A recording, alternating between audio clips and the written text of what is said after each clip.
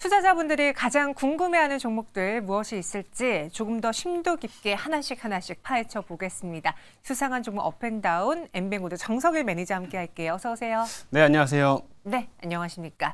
오늘 시장에서 또 종목들 알아보기 전에 먼저 지난주 성적표부터 체크를 해보겠습니다. 10개 종목의 적중률 어땠을지 보시죠. 50%에 그쳤어요. 네. 지난주는 조금 시장이 뒤숭숭해서 그랬나 봐요. 근데 저는 이제 이거를 그렇게 네. 나쁘게 보지 않습니다. 왜냐면은 저희의 좀 적중률이 조금씩 달라지고 있다는 건 그만큼 시장이 어떻게 보면 변곡에 좀 들어섰다라고도 좀 해석을 할 수가 있거든요. 그렇기 네. 때문에 최근에 조금 지난주까지만 하더라도 좀 분위기상 좀 좋지 못했다고 한다면 이제는 FOMC 이후로 좀 시장의 좀 분위기들이 다시 한번 좀 바뀌어갈 수가 있기 때문에 저는 오히려 이걸 좀 긍정적인 신호로 좀 해석을 하고 싶다 이렇게 말씀드릴게요. 알겠습니다. 이런 자신감 좋습니다. 오늘은 10개 종목 한번 다 맞춰볼게요. 수상한 종목 업앤다운 10개 후보 보시죠. 2차 전지와 반도체 플랫폼, 유통, 의료 AI, 제약바이오, 자동차 플랫폼 굉장히 다양한 테마가 올라와 있습니다. 어떤 종목인지 보시죠. 오늘은 LS 머티리얼즈를 가장 많이 검색하셨어요. 어제까지 상한가가 이뤄졌었는데 오늘은 하락으로 마감이 됐고 또 다른 새내기주 블루엠텍은 무려 하한가까지 가버렸습니다. 이외에 포스코 퓨처엠, HLB, 네이버가 있고요. 오늘의 첫 번째 수상한 종목 후보 보시죠. HLB입니다. 최근에 제약바이오 안에서 셀트리온과 HLB의 주가 상승이 좀 꾸준히 나왔어요. 그렇죠. 네, 그중에서 오늘 HLB의 경우는 16% 넘는 급등으로 장을 마쳤는데 최근 이 종목에 수상한 이유가 있었습니까? 일단은 요즘에 진짜 셀트리온을 좀 시작을 해가지고 이제 바이오 섹터들이 좀 순환매가 이제 좀 시작이 됐다라고 좀 판단이 됩니다.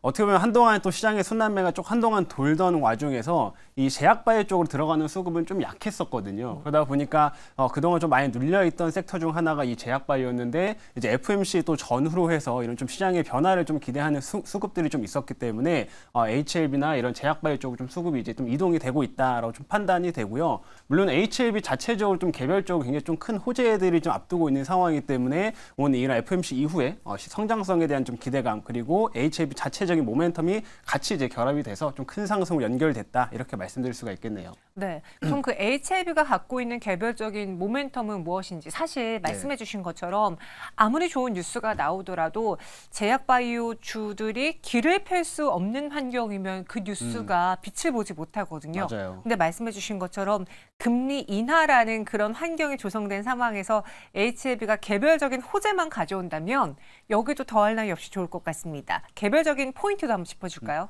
네, 일단 HLB 개별적인 모멘텀은 사실 뭐 새로운 뉴스가 등장한 건 아닙니다. 기존에 갖고 있던 이제 재료 중 하나였는데 방금 설명해 주신 것처럼 이제 시장의 좀 환경들이 좀 변하다 보니까 이런 이제 호재들을 시장에서 좀 인식하기 시작했다라고 좀 보시면 될 것 같고요. HLB 같은 경우에는 지금 미국에 이제 간암 치료제로 해가지고 이걸 1차 치료제로 지금 신약 허가 신청을 낸 상태입니다. 그렇기 때문에 이 부분에서 이제 승인이 날 경우에는 굉장히 좀 큰 상승 그리고 실제로 이제 간암 치료제로서 이제 판매가 될 수 있는 부분이다 보니까 굉장히 좀 강력한 재료를 좀 갖고 있는 종목 중 하나라고 보시면 될 것 같아요.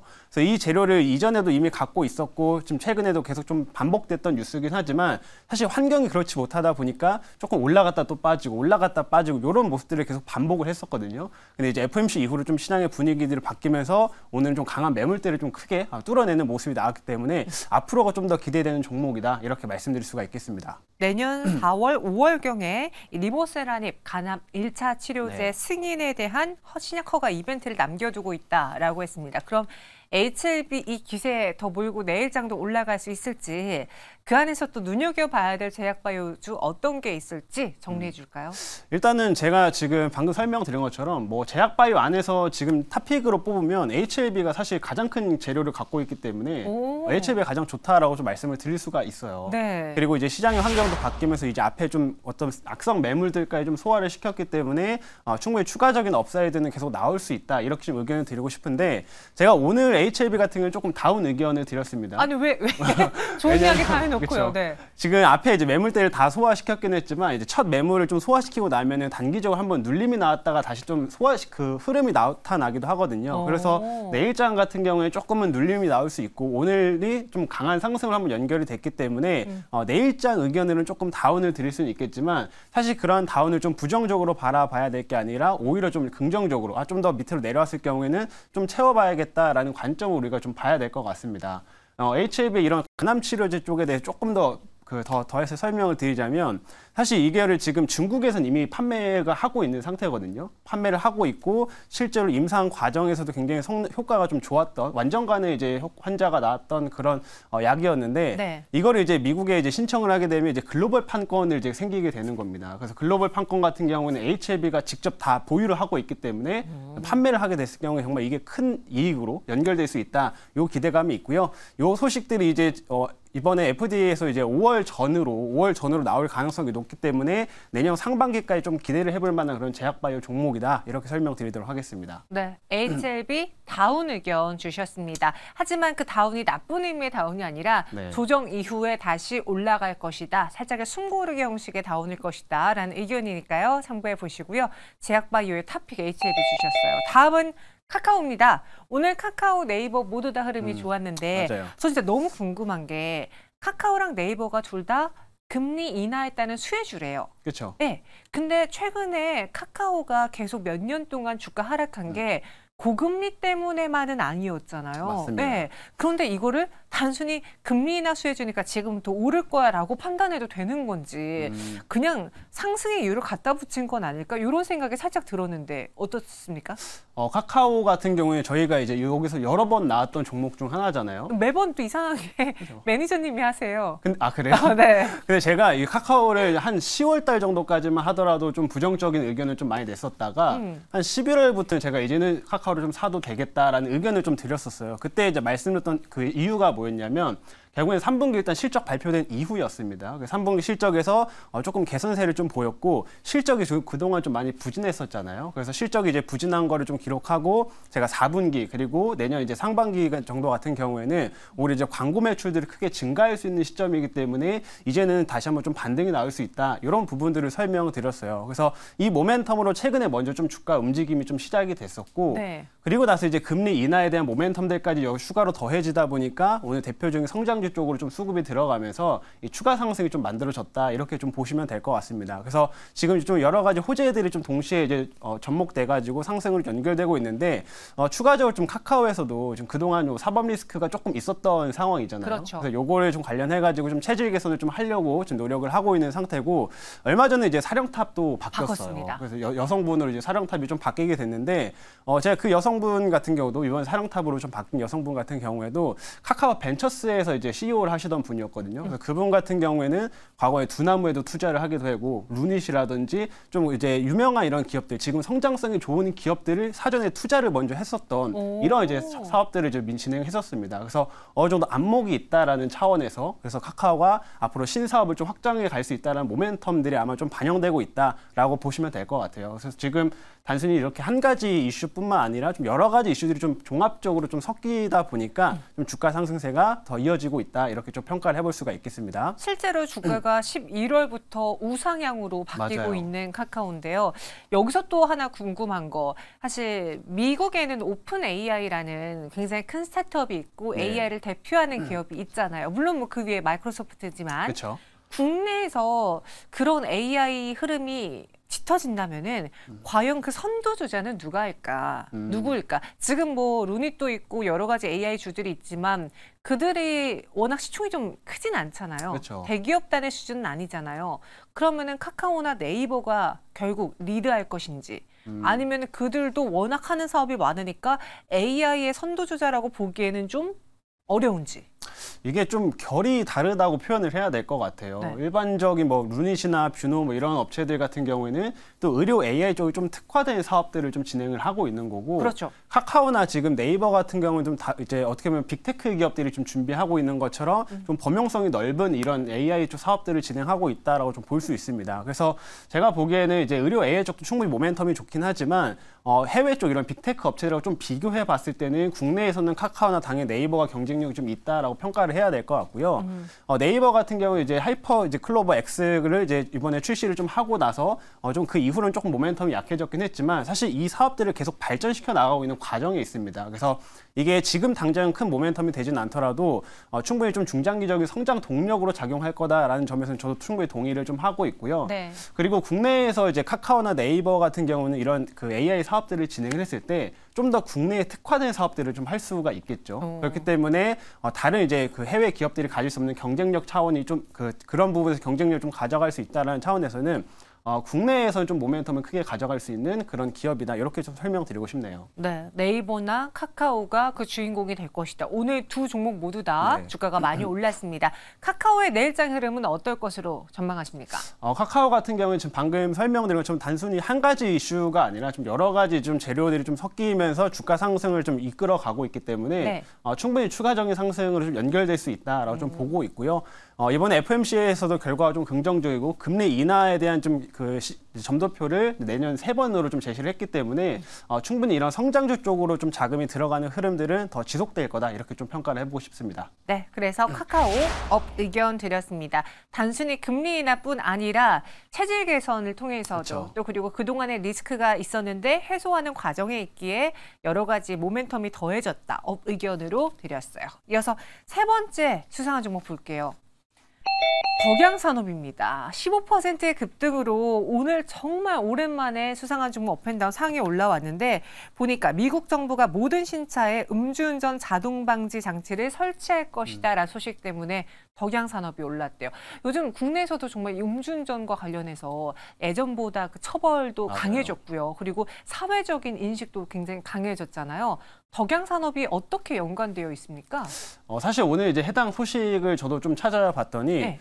덕양산업이 사실 제가 알고 있는 걸 자동차 부품을 좀 전문적으로 하고 있습니다. 그래서 이런 음주운전과 관련된 뭐 시스템과 연결돼 있다고 해가지고 내용들 좀 찾아봤더니 실제로 이 업체가 그런 관련된 뭐 사업들을 하거나 부품을 만들거나 하고 있는 건 아니고요. 네. 그와 관련된 특허 정도를 좀 갖고 있다. 이런 모멘텀으로 좀 엮였다고 보시면 될 것 같아요. 그래서 어느 정도 실질적인 좀 약간의 이제 수익을 연결되는 이런 흐름들보다는 좀 이슈에 따른 좀 테마성 흐름에 좀 엮였다라고 좀 판단을 해볼 수가 있을 것 같고요. 그래서 이런 덕양산업 같은 경우에는 오히려 자동차 산업에 대한 좀 성장성이나 이런 부분들이 향후엔 더 중요하고 단기적으로는 지금 이 이슈에 따른 좀 수급 쏠림 현상이다. 이렇게 좀 해석을 하시면 될 것 같습니다. 아마 투자자분들도요. 찾다가 관련주가 뭐가 있을까. 맞아요. 근데 지금 또 그와 관련한 기술을 보유한 기업들은 있지만 실제로 차량에 접목된 기업은 없다 보니까 그쵸. 그래서 특허를 갖고 있는 덕양산업으로 쏠렸던 것 같아요. 그럼 이 뉴스가 과연 앞으로의 덕양산업의 주가에도 계속 영향을 미칠 수 있을 것인지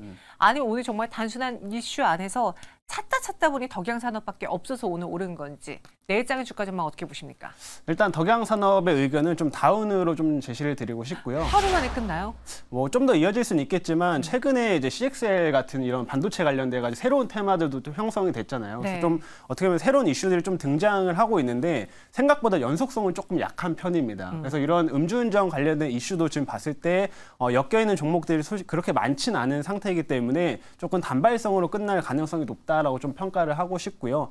그리고 덕양산업이라든지 지금 자동차 산업에 대한 전반적인 평가가 아직은 그렇게 좀 강력하게 좀 올라가는 흐름들은 아니에요. 지금 이제 금리 인하가 좀 나오면서 다시 한번 또 성장 섹터나 이런 쪽으로 충분히 자금들이 더 들어갈 수가 있기 때문에 조금 단기적인 이슈로 좀 끝나지 않을까라는 판단 차원에서 좀 다운 의견을 제시하도록 하겠습니다. 근데 최근 사태 보면요. 네. 최근 거래를 갑자기 장대양봉이 한번 기록이 됐고 맞아요. 그러고선 살짝 조정을 받다가 오늘 또 한번 쏘아 올린 거잖아요. 단순히 이슈 때문에 그런 것도 있겠지만 약간 약간 가격적인 매력도 더해지지 않았나? 그리고 오늘은 자동차주들이 반응하지 않았음에도 금리 인하 수혜주로 또 자동차 부품이 엮일 수 있으니까 덕양산업 장기로 봤을 때는 어때요? 맞습니다. 지금 자동차 같은 경우도 충분히 이 금리 인하의 수혜주인데 우리가 뭐 자동차를 구매를 할 때 보통 캐피탈을 또 많이 끼다 보니까 저도 했어. 그래서 제 차 얻는데 몇 년 걸렸어요. 맞아요. 보통 몇 년 걸리죠. 그래서 이게 요즘에 또 금리도 한동안 높았던 상태이기 때문에 자동차를 구매하는 데 있어서 되게 꺼려했던 이런 상황이었습니다. 하지만 이제 금리 인하에 대한 기대감이 생기면은 자동차 수요 회복에 대한 기대감도 증가하기 때문에 이런 부분들이 좀 이제 성장 동력으로 작용을 할 거다라고 보시면 될 것 같고요.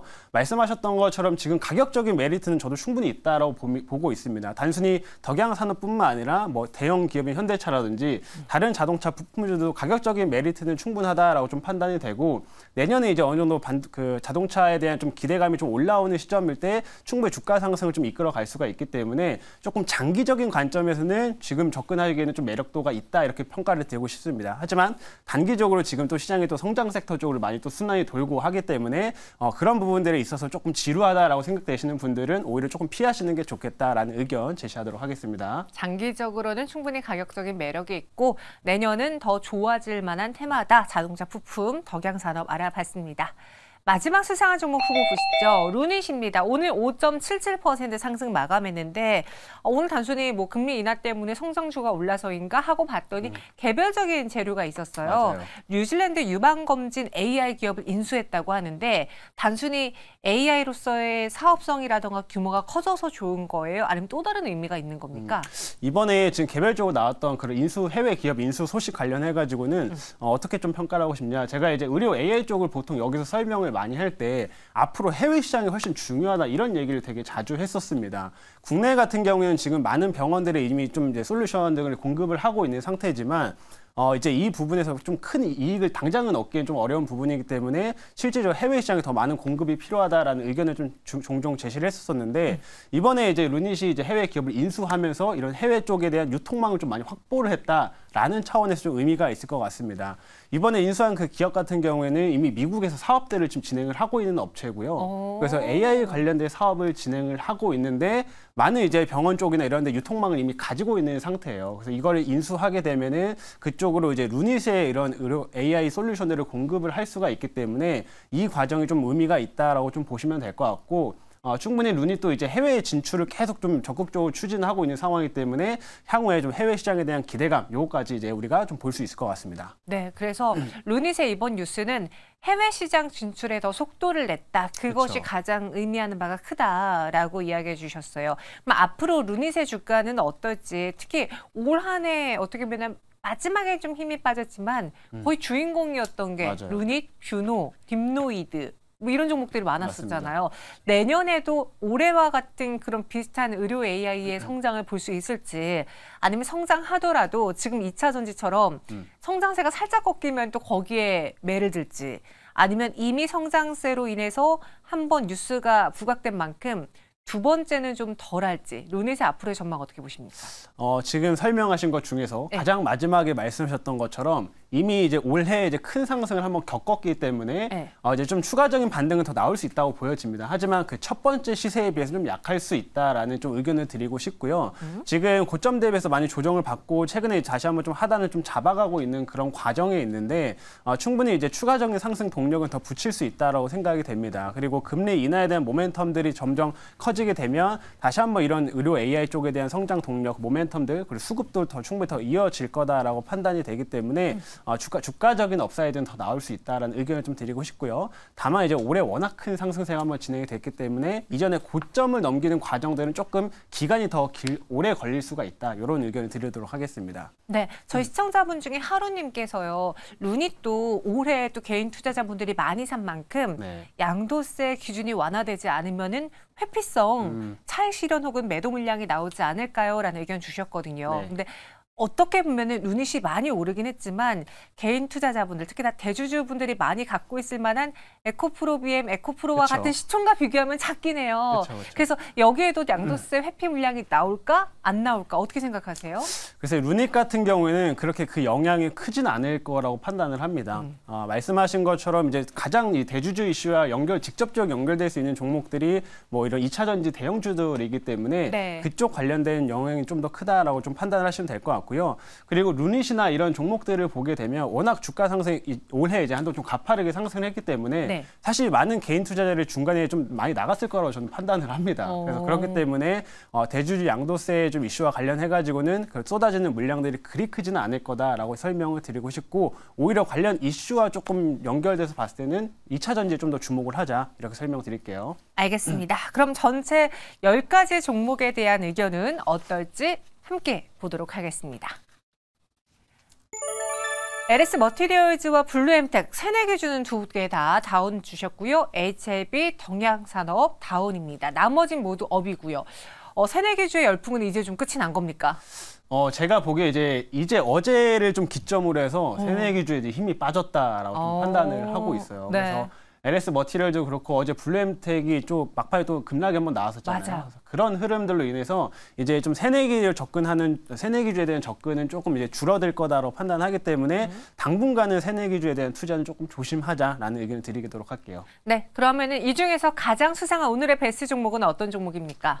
자, 여기 오늘 업을 드렸던 종목들 중에서 업이 아니네요. 네. 업이 아니고 제가 오늘 탑픽을 뽑은 거는 이제 HLB를 뽑아왔습니다. 앞서 또 좋은 이야기 많이 해주시긴 맞아요. 했잖아요. 네, HLB를 당장 내일은 조정을 겪겠지만 길게 봤을 때는 오를 것 같다. 그렇죠. 그럼 전략은 어떻게 세울까요?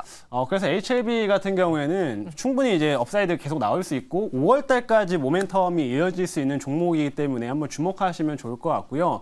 만약에 이 5월 전으로 해가지고 미국 FDA에 관련된 소식들이 나오게 됐을 경우에는 좀 더 강한 상승을 연결이 될 수가 있습니다. 그리고 HLB가 또 공매도가 많았던 종목 중 하나거든요. 맞아요. 그렇기 때문에 만약에 이런 호재성 재료들 등장했을 때 추가적인 상승이 연결됐을 경우에는 또 어느 쇼커버 물량들까지 좀 들어오면서 주가 상승이 되게 가파르게 만들어질 기대감이 좀 있다라는 의견을 좀 드리도록 할게요. 그래서 그런 모멘텀으로 HLB를 좀 더 긍정적으로 보시면 좋을 것 같고, 아까도 설명을 드렸지만 사실 이 종목을 이제 5월 달까지 놓고 봤을 때 충분히 좀 눌림목 차례에서 계속 공략하신 전략이 좋을 것 같습니다. 그래서 너무 단기적인 급등이 나왔을 때 추격 매수하지 마시고요. 눌림목에서 좀 사시면 좋을 것 같고, 그래서 오늘 HLB 같은 경우도 제가 가격 전략 좀 눌림목 전략으로 좀 제시를 할 건데 매수 전략을 한 38,000원 이하권으로 좀 잡아드리도록 할게요. 그래서 그 밑으로 오게 되면은 충분히 매수가 가능하다라고 좀 보시면 좋을 것 같고요.